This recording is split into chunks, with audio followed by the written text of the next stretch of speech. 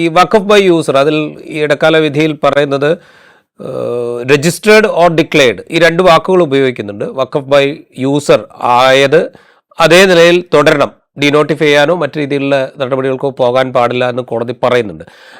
അതിൻ്റെ അർത്ഥം ഇപ്പോൾ വഖഫ് ബൈ യൂസർ എന്ന രീതിയിൽ രാജ്യത്തുള്ള എല്ലാ വഖഫുകളും ഈ അടുത്ത കേസ് പരിഗണിക്കുന്ന തീയതി വരെ തൽസ്ഥിതിയിൽ നിലനിൽക്കണം എന്ന് തന്നെയല്ലേ? അല്ല, നമ്മുടെ ഈ നിയമം ഉപയോഗപ്പെടുത്തിക്കൊണ്ട് നിങ്ങൾ രജിസ്റ്റർ ചെയ്യാത്ത വഖഫ് ബൈ യൂസറിനെ, ഡിക്ലെയർ ചെയ്യപ്പെടാത്ത വഖഫ് ബൈ യൂസറിനെ നിങ്ങൾ ഡീനോട്ടിഫൈ ചെയ്ത് തിരിച്ചെടുക്കാൻ നിങ്ങൾ ശ്രമിക്കരുത് എന്നാണ് അതിനർത്ഥം. അതായത് നിങ്ങളുടെ ഉദ്ദേശം ഈ വഖഫ് ബൈ യൂസറായിട്ട് നിൽക്കുന്ന ഭൂമികളൊക്കെ അത് തിരിച്ചു പിടിക്കാനാണ്. അതിന്റെ കളക്ടർക്കൊക്കെ അധികാരമൊക്കെ നിങ്ങൾ കൊടുത്തിട്ടുണ്ടോ? അത് കൊടുത്തിട്ടുണ്ടെങ്കിലും തൽക്കാലം അത് നിങ്ങൾ ഇൻവോക്ക് ചെയ്യണ്ട എന്ന് പറഞ്ഞാൽ ആ പ്രൊവിഷന്റെ പവർ ഫ്രീസ് ചെയ്തിരിക്കുകയാണ് എന്നാണ് അതിനർത്ഥം.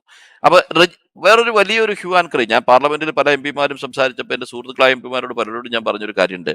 ഈ ഗവൺമെന്റ് ഈ ബില്ല് പാസ്സാക്കും എന്നത് ഉറപ്പാണെങ്കിൽ നമ്മൾ ചോദിക്കേണ്ട ഒരു കാര്യം, വഖഫ് ബൈ യൂസറുമായി ബന്ധപ്പെട്ട് you should seek for some time, at least for 90 days, the properties which are now seen as വഖഫ് ബൈ യൂസർ. വഖഫ് ബൈ യൂസറിന്റെ കോൺസെപ്റ്റ് എന്താണെന്ന് അറിയാവോ രാജീവേ?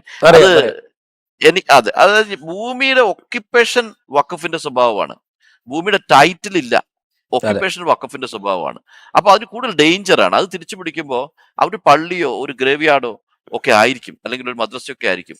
അത് തിരിച്ചു പിടിക്കുന്നത് വലിയ പ്രശ്നങ്ങൾ ഉണ്ടാക്കും. അപ്പോ അങ്ങനത്തെ വിഷയം തൽക്കാലം വേണ്ട എന്ന് കോടതി പറഞ്ഞത് അതൊരു കോൺസ്റ്റിറ്റ്യൂഷണൽ റെസ്പോൺസിബിലിറ്റിയാണ്. അപ്പൊ അതിനർത്ഥം അത്തരം ഒരു പ്രൊവിഷനാണ് നിങ്ങൾ ആഡ് ചെയ്തിരിക്കുന്നു എന്നുള്ള ബോധ്യം സുപ്രീം കോടതിക്കുണ്ടായിരുന്നു.